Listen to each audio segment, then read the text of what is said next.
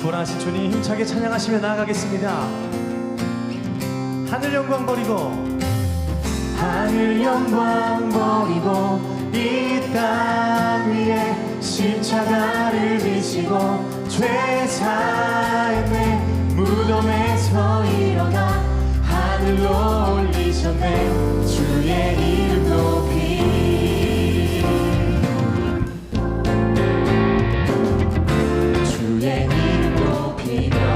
주를 찬양하나이다. 주를 찬양하나이다. 나를 구하러 오신 주를 기뻐. 우리 한 번 더 고백하겠습니다. 주의 이름 높이며 주의 이름 높이며 주를 찬양하나이다. 나를 구하러 오신 주를 기뻐하나이다. 하늘 영광 버리고 이 땅 위에 십자가를 지시고 죄 사했네. 무덤에서 일어나 하늘로 올리셨네. 주의 이름 높이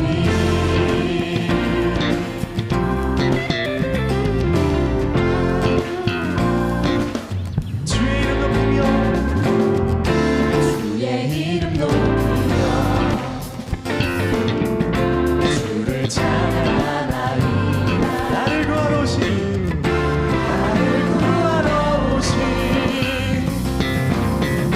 주를 기뻐하나이다. 하늘 영광 버리고 이 땅 위에 십자가를 지시고 죄 사했네. 무덤에서 일어나 하늘로 올리셨네. 주의 이름 높이 하늘 영광 버리고 이 땅 위에 십자가를 지시고 죄 사했네. 무덤에서 일어나 하늘로 올리셨네. 주의 목소리로 고백합시다. 하늘 영광 버리고 하늘 영광 버리고 이 땅 위에 십자가를 지시고 죄 무덤에서 일어나 하늘로 올리셨네. 주의 이름으로 아멘. 하늘 영광 버리고 하늘 영광 버리고 이 땅 위에 십자가를 지시고 죄 사했네. 무덤에서 일어나 우리를 위해 죽으시고 우리를 위해 다시 사신 우리 예수님 한 번 더 찬양합시다. 하늘 영광 버리고 하늘 영광 버리고 이 땅 위에 십자가를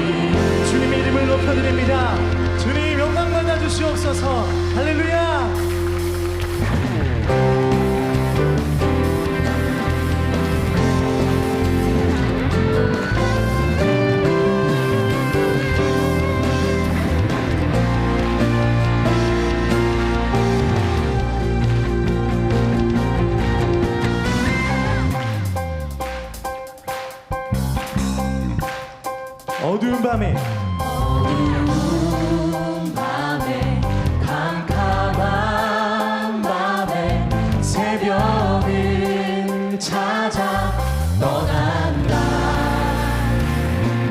종이 울리고 닭이 울어도 내 눈에는 오직 밤. 자 우리 한 번 더 고백합시다.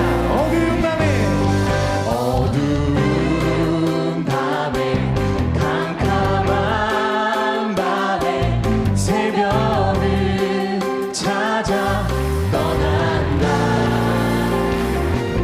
종이 울리고 닭이 울어도 내 눈에는 오직 밤이었소. 오주여 오주여 당신께 감사하리라. 슬로와 내게 주심을 나에게 영원한 사랑 속에서 떠나지 않게 하소서.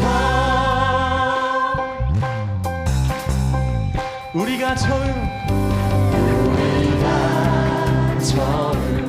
만난 그때는 차가운 새벽이었소.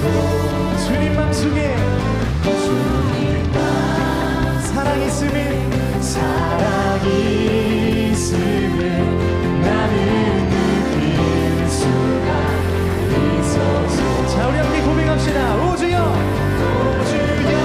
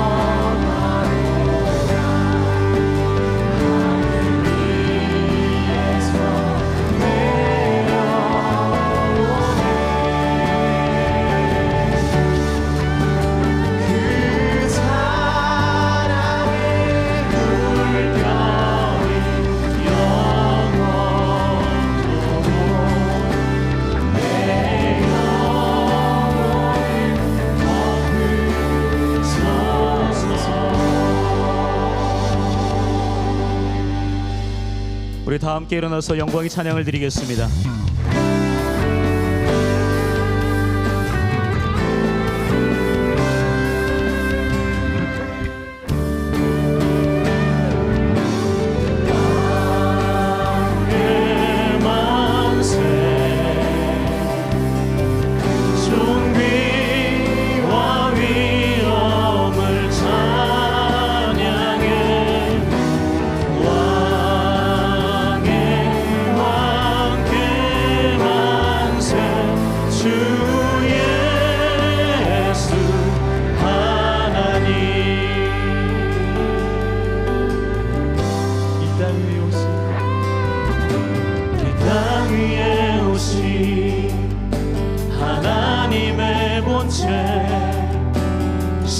십자가에 달리사 우리 죄 사하셨네. 하나님이 그를 지극히 높여 모든 이름 위에 뛰어난 이름을 주사 우리 예수 이름 앞에 절하고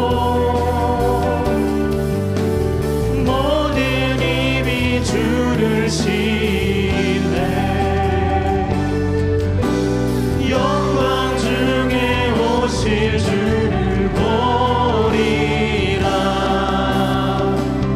선포해. 왕의 만세 존귀와 위엄을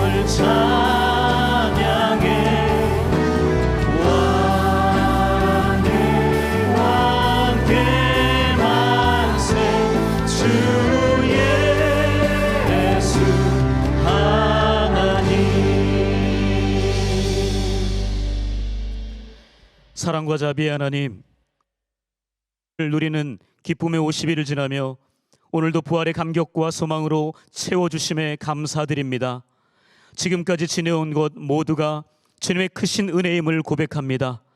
우리가 가진 건강, 먹고 입고 자고 누릴 수 있는 모든 것이 하나님의 은혜임을 다시 기억합니다. 특히 죄인 중에도 괴수와 같은 우리를 구원하셔서 이 시간 하나님께 예배할 수 있도록 허락하신 하나님의 은혜는 너무도 놀랍습니다. 그 은혜에 대한 감사를 표현할 길 없어 우리가 가진 것 중 일부를 떼어 정성껏 주님께 드립니다. 주정봉헌 드리는 손길 위에 매주 하나님을 예배할 수 있다는 예배의 감격을 회복하시고 재정의 주인이 오직 주님이심을 기억하여 소득의 10분의 1을 드리는 손길 위에 주인이신 하나님의 공급하심이 충만하게 하옵소서. 다양한 감사의 제목으로 감사 봉헌하는 가정에는 감사의 제목이 더욱 넘쳐나도록 하옵시고 몸된 교회의 여러 가지 선한 사업들을 위하여 목적 봉헌으로 드리는 손길에는 하늘의 신령한 복과 땅의 기름진 복을 더하여 주옵소서.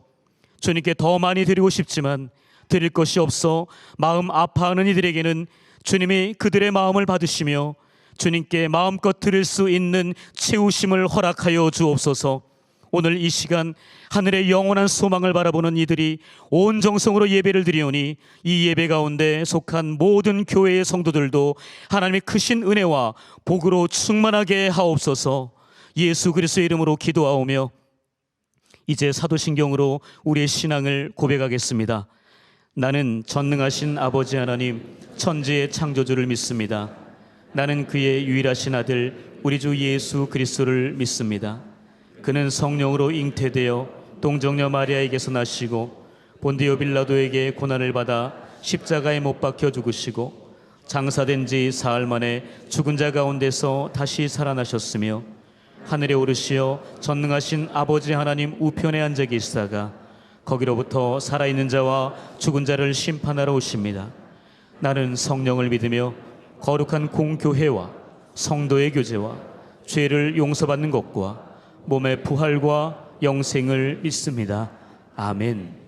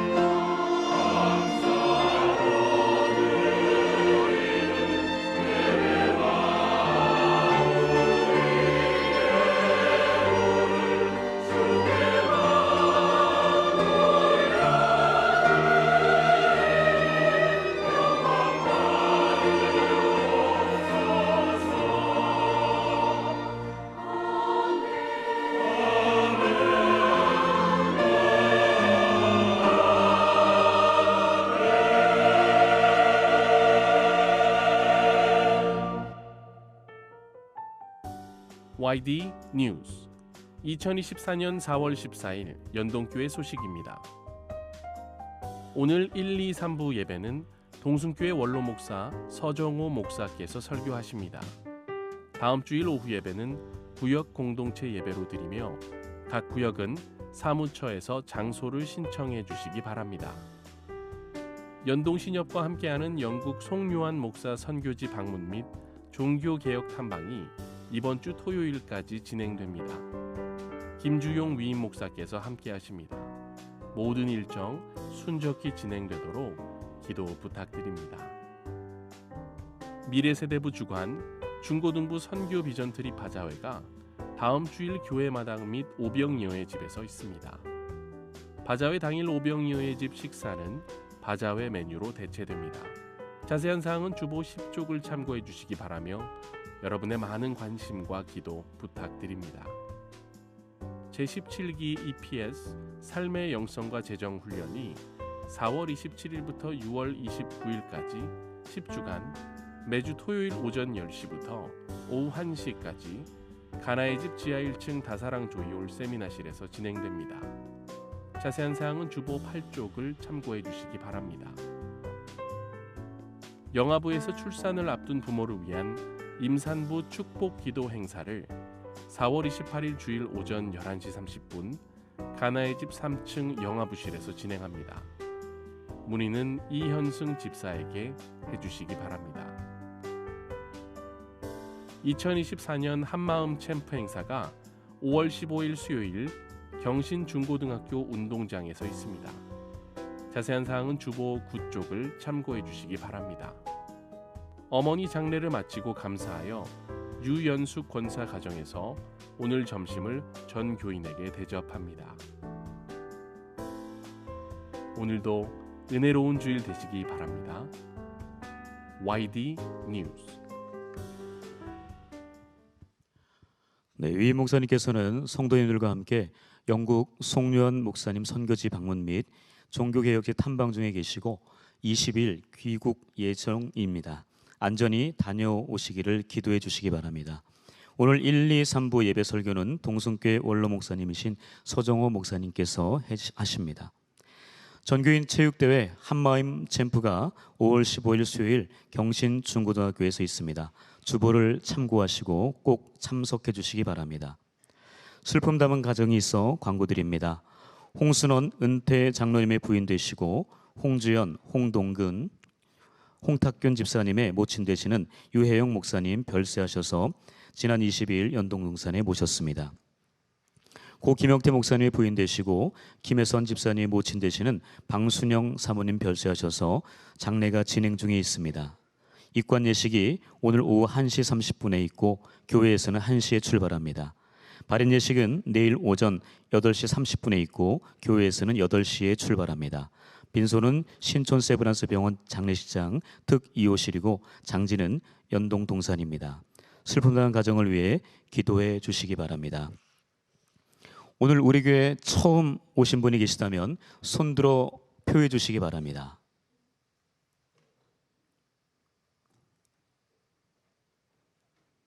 네, 우리 옆 사람과 함께 인사하겠습니다. 오늘도 은혜로운 주일 되시기 바랍니다.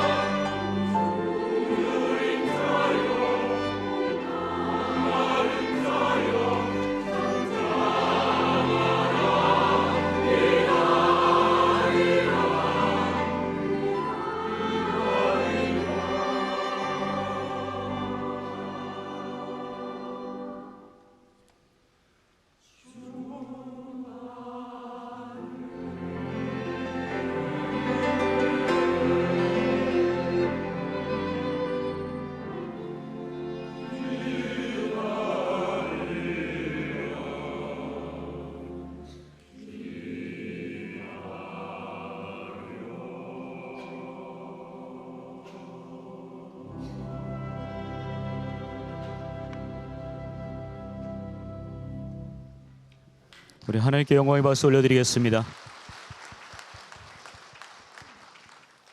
오늘 성경 봉독과 함께 하나님의 말씀을 대언해 주실 목사님, 동순교회 원로 목사님이신 서정호 목사님이십니다.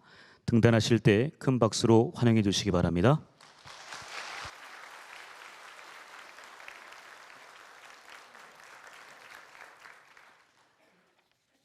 1부, 2부하고 완전히 다르네요.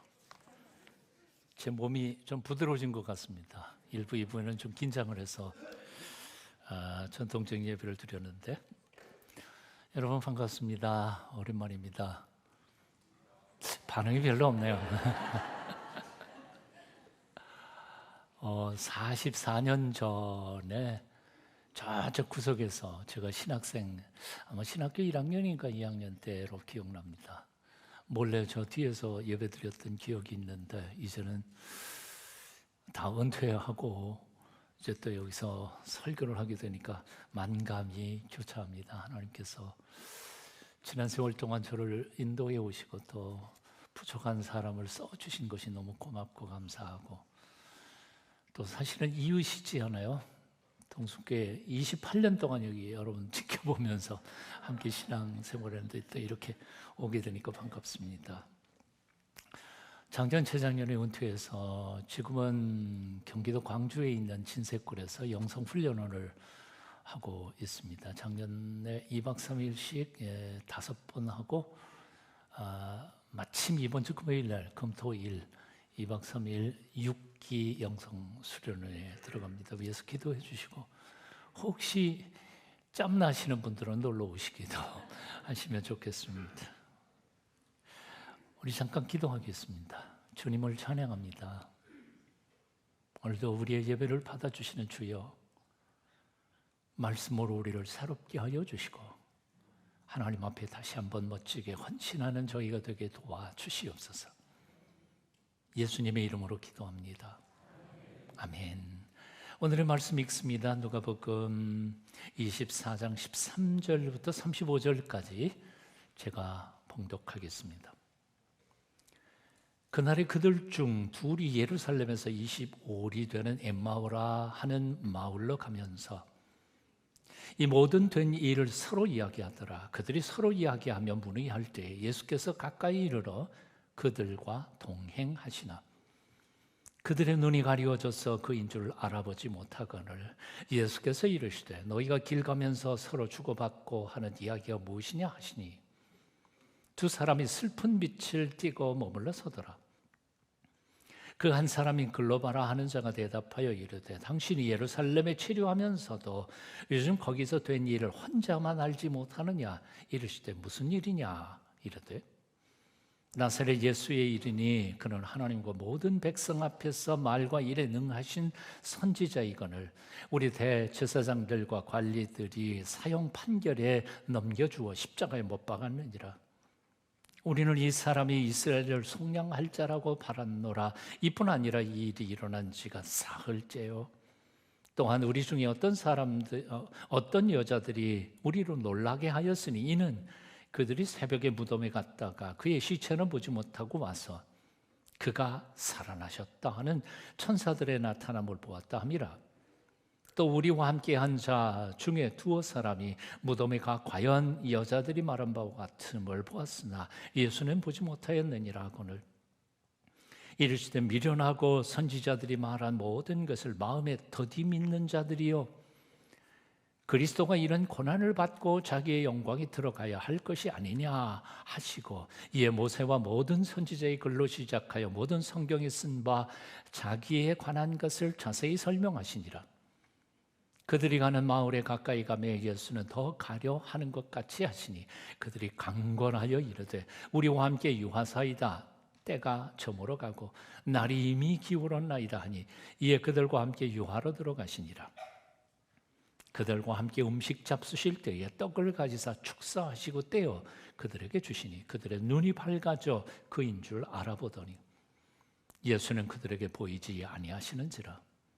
그들이 서로 말하되 길에서 우리에게 말씀하시고 우리에게 성경을 풀어주실 때에 우리 속에서 마음이 뜨겁지 아니하더냐 하고 또 그때로 일어나 예루살렘에 돌아가 보니 11제자 및 그들과 함께 한 자들이 모여 있어 말하기를 주께서 과연 살아나시고 시몬에게 보이셨다 하는지라 두 사람도 길에서 된 일과 예수께서 떡을 떼심으로 자기들에게 알려주신 것을 말하더라.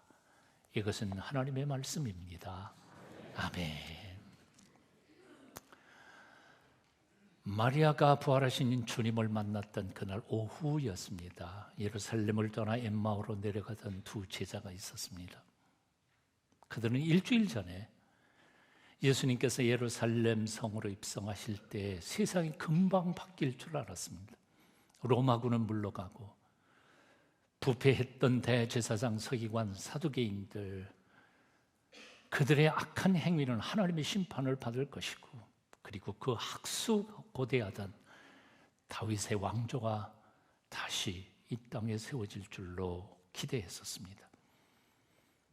하지만 어이없게도 그 메시아로 오신 예수님은 십자가에 못 박혀 죽으시고 세상은 아무 일도 없었던들 3일 지나가 버리고 말았습니다. 기대했던 다윗 왕조의 부활도, 오셨다는 메시아의 그 개혁도 다 물거품이 되어버렸습니다. 모든 게 다 끝장나버리고 만 겁니다. 그런데 이 판에 정신없는 여인 몇 사람이 그 예수님께서 부활하셨다고 헛소문을 돌리면서 사람들을 요란케 하고 있었습니다.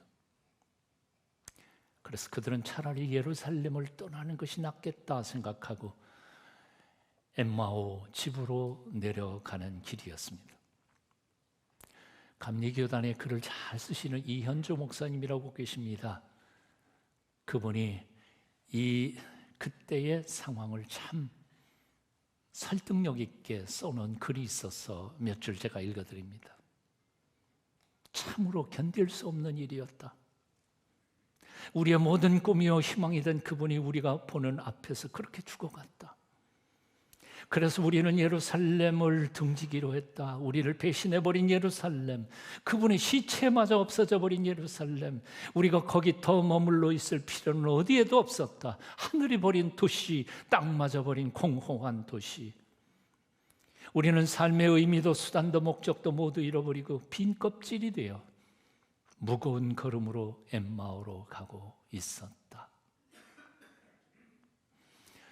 엠마오로 내려가는 25리길, 일주일 전에는 환희에 넘쳤던 그 길이 돌아가 내려가는 지금은 모든 희망이 꺼져버린 절망의 길이 되어 있었습니다. 어깨는 축 처지고 사랑하는 이를 잃은 슬픔으로 발걸음은 무거웠습니다. 그런데 그 순간 예수님께서 다가오신 겁니다. 오늘 15절입니다. 저희가 서로 이야기하며 문의할 때에 예수께서 가까이 이르러 저희와 동행하시나. 예수께서 가까이 이르러 저희와 동행하시나. 한글 다른 번역들을 보면 이렇게 되어 있습니다. 예수께서 몸소 가까이 가셔서 그들과 함께 걸어가셨습니다. 또 다른 번역에는 이렇게 되어 있습니다. 예수께서 가까이 다가가셔서 나란히 걷고 계셨습니다. 나란히 걷고 계셨습니다.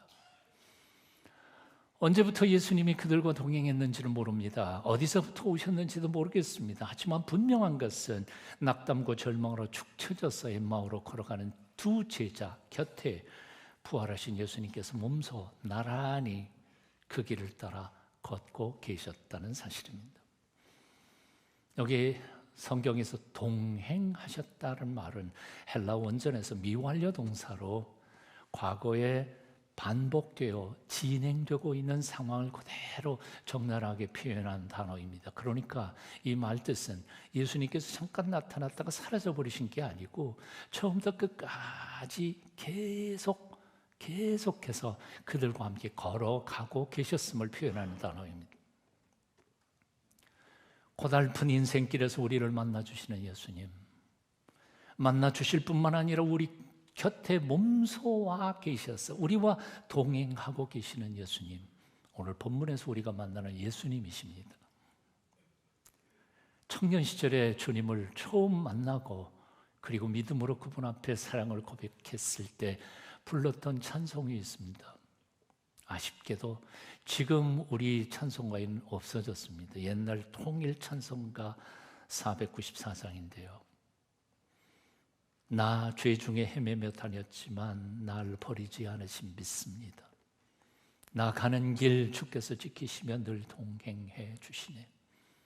주 언제나 나 함께 늘 동행해 주시네. 주 날마다 내게 이김 주고 늘 동행해 주시네.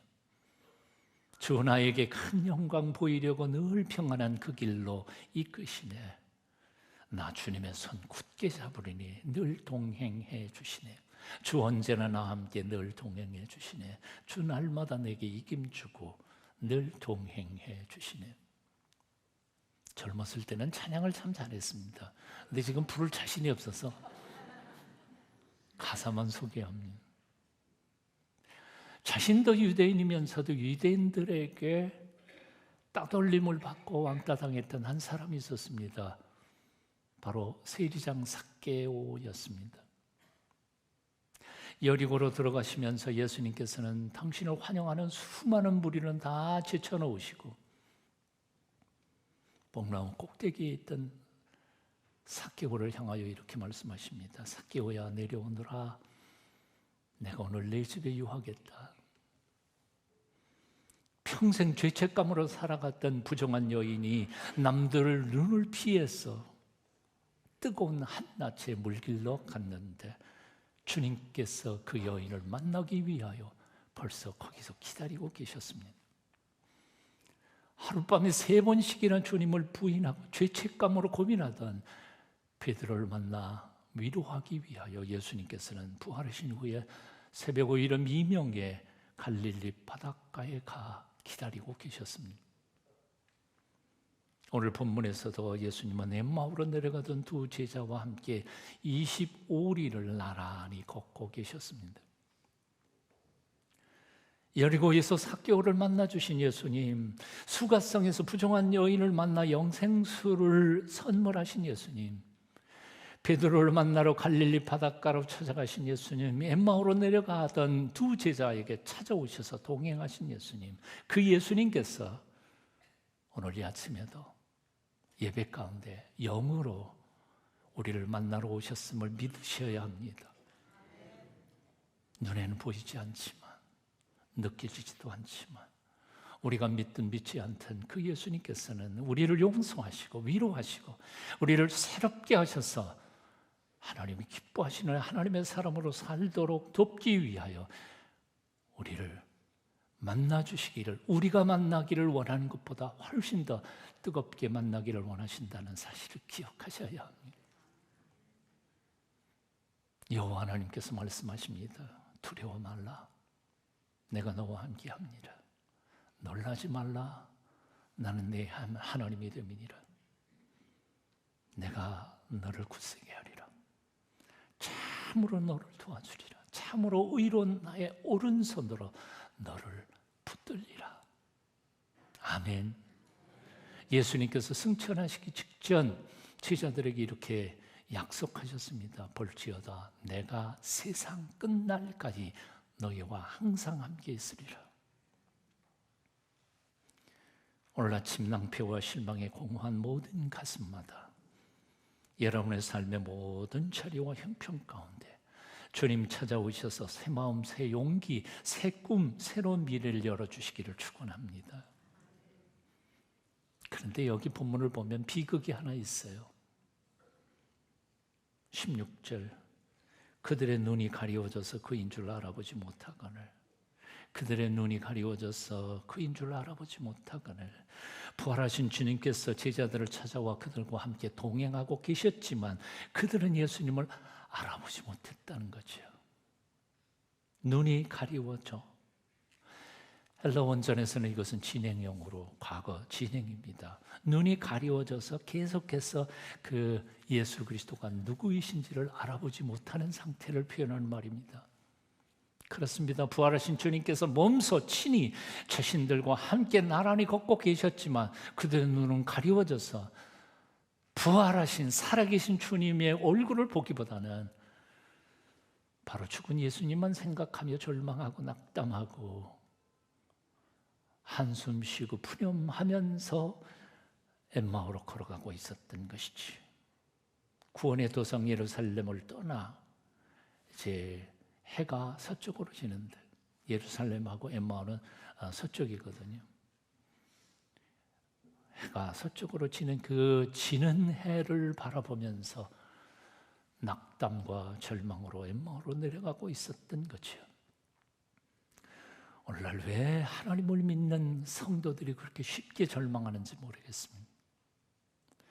전능하신 하나님을 아버지라고 부르면서도 왜 그분이 그 전능하신 능력으로 우리와 함께 계시며 우리를 돕고 계신다는 사실을 신뢰하지 못하는지 모릅니다. 41년 목회했습니다. 예배도 잘 드립니다. 봉사와 섬김도 잘합니다. 그런데 지금도 우리와 함께 계시는 하나님이 나를 붙잡고 계시고 보호하고 계신다는 사실을 믿는 그리스도인들은 그렇게 많지 않습니다.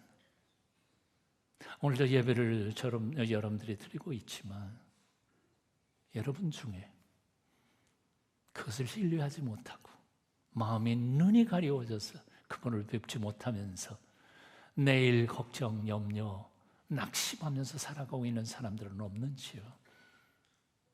자신을 돌아보십시오. 헨리 나우에는 Here and Now라고 하는 책을 썼습니다. Here and Now. 한글로 그 제목이 번역될 때 이렇게 번역했습니다. 여기 지금, Here and Now. 여기 지금 우리와 함께 계시는 살아계신 하나님. 그렇게 표현됐어요.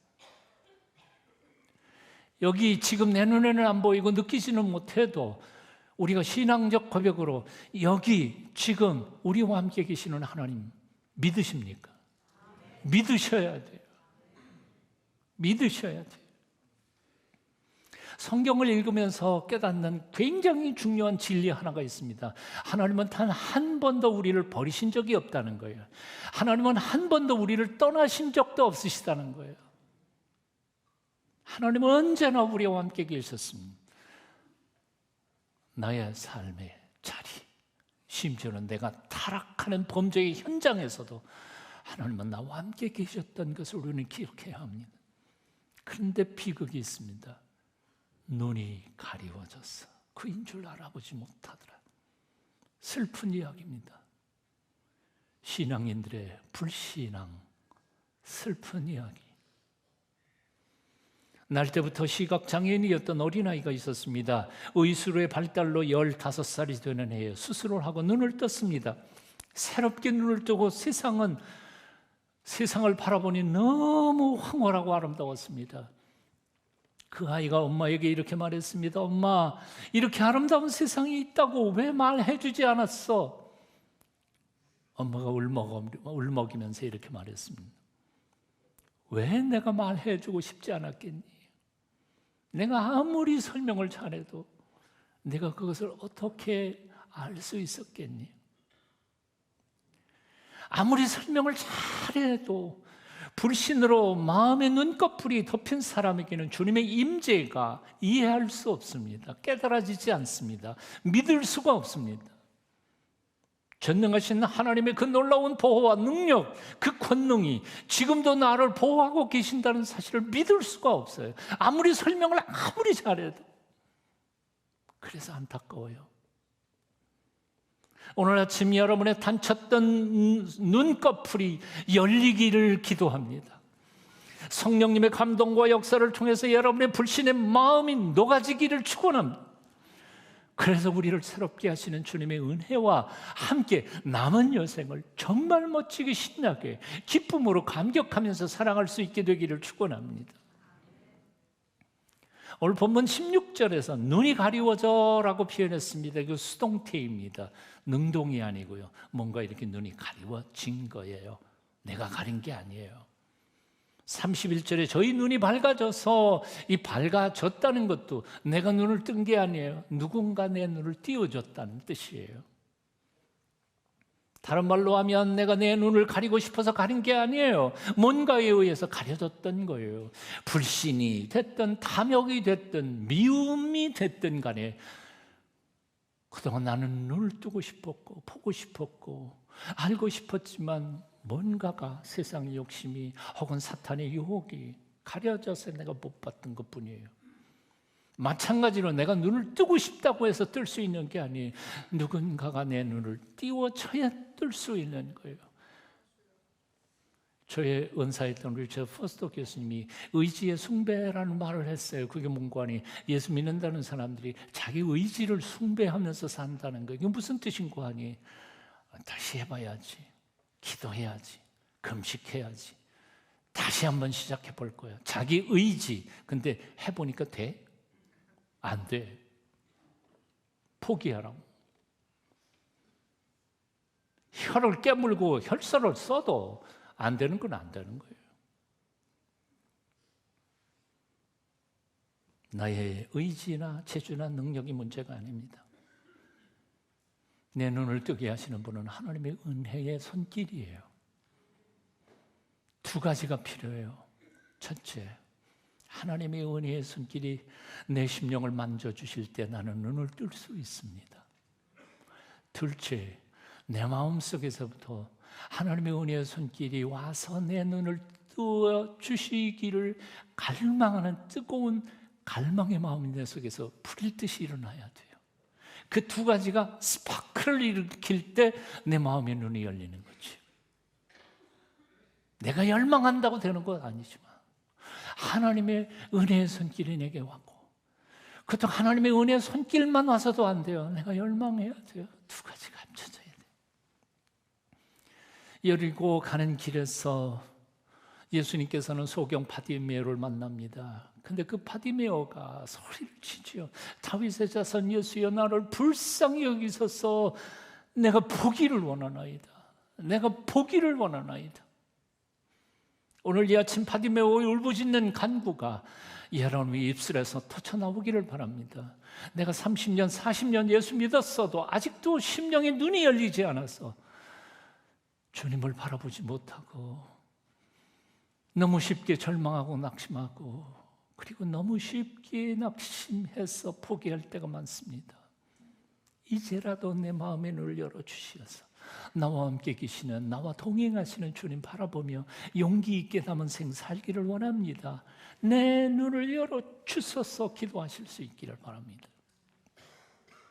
아람 왕의 선지자 엘리사를 잡기 위해서 많은 군대를 보냈습니다. 도단성을 수십 겹으로 포위하고 쐈습니다.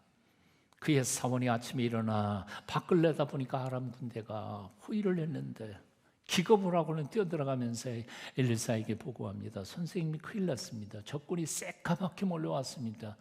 도망갈 구멍이 아무 데도 없습니다. 그러자 엘리사는 이렇게 말하죠. 두려워 말라. 우리와 함께한 자가 저들과 함께한 자보다 훨씬 많다. 그리고는 기도합니다. 여호와여, 원컨대 그의 눈을 열어주소서. 그래서 보게 하소서. 그래서 게하시의 눈이 열리면서 하늘의 불말과 불평을 보게 됩니다. 나의 영적 눈을 뜨기 위해서 기도하는 것도 중요하지만 그 다음 내 사랑하는 사람들의 믿음의 눈이 뜨여지기 위해서 우리는 열정으로 하나님 앞에 기도해야 할 것입니다. 원하오니 내 남편의 눈을 떠 믿음의 세계를 볼 수 있게 해주십시오. 하나님, 내 사랑하는 아내의 눈을 떠, 마음의 눈을 떠 저 신비의 세계에 하나님이 약속하신 하나님의 나라를 볼 수 있게 해주십시오. 내 사랑하는 자식들이 믿음의 눈을 떠서 영원히 하나님께서 우리에게 예비해 놓으신 상급들을 바라볼 수 있게 도와주십시오. 그 기도가 오늘 이 아침 여러분의 기도가 되시기를 축원합니다. 본문을 주의 깊게 살펴보면 두 제자가 마음 눈이 밝아지는데 두 가지 단계가 있었음을 봅니다. 그 첫 번째 단계는 이런 거죠. 30절에 그들과 함께 음식 잡수실 때 떡을 가시사 축사하시고 떼어 그들에게 주시니 그들의 눈이 밝아져 그인 줄 알아보더니. 언제 그들의 눈이 띄었습니까? 떡을 떼서 나눠주실 때. 뭐 성찬식일 수도 있고요. 사실 떡 떼는 걸 밥 먹는 거죠. 교제하는 거예요. 다시 말하면 부활하신 예수님과 교제를 나눌 때 그들의 마음에 눈이 열렸다는 겁니다. 하지만 이 사건 전에 준비 단계가 있었습니다. 오늘 32절입니다. 그들이 서로 말하되 길에서 우리에게 말씀하시고 우리에게 성경을 풀어주실 때 우리 속에서 마음이 뜨겁지 아니하더냐. 우리에게 말씀하시고 우리에게 성경을 풀어주실 때에 우리 속에서 마음이 뜨겁지 아니하더냐. 여기서 마음이 뜨거워졌다는 말은 헬라어에서 불타고 있었다. 여러분 성경이 더 나누어 주기를 보면 불타다 그런 뜻이라고 해석되어 있습니다. 예수님께서 25리를 제자들과 함께 걸어오시면서 뭐요? 성경 말씀을 풀어서 가르치셨어요. 말씀을 풀어 가르치시는 동안에 제자들의 마음속에 말씀의 뜻이 깨달아지다가 보니까 성령께서 마음이 불이 일어난 거죠. 불타고 있었어요. 불타고 있는 준비된 그 상태에서 예수님께서 떡대해 주시는 것을 경험하자, 교제하자 눈이 밝아졌다는 거죠. 교회는 사람이 얼마나 많이 모이느냐 중요하지 않습니다. 아무리 많이 모여도 냉랭한 사람들이 모였다가 헤어져 버리면 아무 일도 일어나지 않습니다. 하지만 말씀을 통해서 성령의 감동과 역사가 가슴을 불을 질러버리고 하나님 앞에 헌신하는 사람들이 하나 둘 나타나기 시작하면 그 한 사람이 세상을 뒤집어 엎어놓는 불덩어리가 될 것입니다. 130년 위대한 역사, 연동교회, 사랑하는 성도 여러분, 그냥 역사만 자랑하지 마시고 말씀이 들려질 때마다 가슴을 성령의 능력으로 불태우시고 주께서 주시는 계시의 말씀을 통하여 세상을 변화시켜가는 뜨거운 성령의 불덩어리들이 다 되실 수 있기를 축원합니다. 말씀으로 가슴이 뜨거워지고 눈이 열려 부활하신 주님을 만난 제자들은 더 이상 엠마오에 지체하면서 있을 수가 없었습니다. 그래서 33절 보면 곧 그때로 일어나 예루살렘에 돌아가 보니 다시 돌아갔습니다. 이웃집이 아니에요. 25리를 다시 돌아갔어요. 예루살렘은 산꼭대기예요. 엠마오는 이 밑에예요. 밤중에 29절에 보면 때가 저물어 날이 기울어 가고 있었다 그랬습니다. 그러니까 저녁이에요. 그리고 저녁 식사까지 다 했어요. 그러면 이제는 오밤중이에요. 그러면 그 엠마오에서 잠을 자야 되는 거 아니에요? 그러나 잠을 잘 수가 없었어요. 두 제자는 그 밤길을 타서 25리길 산꼭대기로 예루살렘으로 돌아간 겁니다. 주님을 만난 사람들은 더 이상 엠마오에 머물러서는 안 됩니다. 예루살렘으로 돌아가야 합니다. 돌아가서 주님 만난 소식을 전해야만 했습니다. 담대한 용기와 희망을 가지고 그들은 어둠의 세상을 밝혀야만 했습니다. 신앙인들은 머물러야 할 곳과 떠나야 할 장소가 있습니다. 혹시 요즘 예루살렘을 떠나 불신앙의 자리로 내려가던 제자들처럼 자꾸 세상으로 내려가고 계시지는 않습니까? 코로나 팬데믹 이후에 신앙을 잃어버린 사람들이 너무 많아요. 너무 많아요. 집에서 대충 TV로 예배 1시간 때우고 주일 성수했다고 착각하는 사람들이 너무 많아요. 신앙생활이 힘들다고 신앙의 터전을 떠나 자꾸 엠마오로 내려가고 있지는 않으신지 돌아보십시오. 죄의 자리를 속히 떠나십시오. 은혜의 자리를 굳게 지키십시오. 좌절과 절망으로 옛생활 엠마오로 가던 발길을 돌리십시오. 고난과 험난한 역사 한복판인 고난받을 예루살렘 성이지만 거기서 내가 돌아가 내가 만난 예수님을 선포하셔야 합니다. 말씀이 이제 줄입니다. 프랑스의 최고의 작가가 있었습니다. 많은 사람들이 그의 글을 읽고 칭찬과 격려를 아끼지 않았지만 그의 사생활은 형편없었습니다. 매우 문란했습니다. 술만 취한 이 작품을 쓰는 시간 외에는 타락과 방종과 주벽, 술로 소일을 했습니다. 워낙 엉망으로 사는 그 사람 가족들조차 만나기를 꺼려했습니다.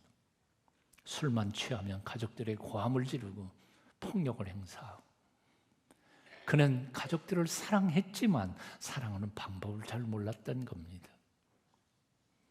그러다가 1841년 어느 여름, 자기 목숨보다도 더 사랑했던 딸 레오폰티느가 세이느 강에서 자살한 익사체로 발견됩니다. 싸늘한 시체로 강변에 누운 딸의 얼굴을 흰 천으로 덮으면서 그는 오열합니다. 네, 죄악에 대한 하늘의 심판. 지금 죽은 것은 레오폰티느가 아니라 천하의 죄인인 내가 여기 죽었다. 그는 그날로 방탕한 삶을 청산합니다. 경건 훈련을 쌓으며 신실한 삶을 시작하고, 딸의 희생을 통해서 사랑과 용서의 소중함을 깨닫고는 자신의 어두운 과거를 돌이켜보면서 불후의 명작 한 권을 냅니다. 여러분 잘 아시는 레 미제라블. 사실 프랑스어 레 미제라블은 비극이란 뜻이죠. 하지만 비극이지만 그는 정말 참된 행복을 찾은 거죠. 아시는 레 미제라블을 쓴 빅토르 위고라고 하는 사람의 이야기입니다. 빅토르 위고, 그는 돌아설 때 돌아설 줄 알았습니다. 그래서 과거의 실패를 딛고 일어나 남은 삶을 참으로 아름답게 정찍으며 살아갔던 사람이었습니다. 지난날 우리가 어떻게 살아왔든지 상관없습니다. 이제라도 돌아설 때 돌아서서 하나님의 은총을 구하면서 삶을 바꾸기만 한다면 하나님은 얼마든지 우리를 완전히 새 사람으로 바꾸어 주시고, 우리의 남은 생애가 얼마나 남았든지 간에 멋진 인생을 살게 도와주실 줄로 믿습니다. 누구든지 그리스도 안에 있으면, 누구든지 그리스도 안에 있으면 새로운 피조물이라. 이전 것은 지나갔으니 보라, 새 것이 되었도다. 오늘 그렇게 주님의 새 피조물이 되어 남은 삶만큼은 멋지고 복된 인생 사시기를 축원합니다. 기도하겠습니다. 사망의 권세를 이기시고 다시 살아나셔서 우리 인생의 순례길을 동행하시는 주 예수님, 날마다 순간마다 우리의 심령을 말씀으로 뜨겁게 만들어 주시옵소서. 그래서 부끄럽지 않은 부활의 증인으로 남은 삶 살게 도와 주시옵소서. 이제는 우리 주 예수 그리스도의 그 크신 은혜와 아버지 하나님의 만극하신 사랑과 성령님의 감화, 감동 교제케 하여 주시니 오늘도 아름답게 주님 앞에서 예배하고 주님 주신 약속의 말씀 붙잡고 담대하게, 그리고 부끄럽지 않게 남은 삶 살리라 결단하며 세상으로 나아가는 사랑하는 주님의 백성들 한 분 한 분 머리 위에, 그들이 일하는 일터와 가정들 위에 지금부터 영원까지 함께 계시기를 간절히 축원하옵나이다.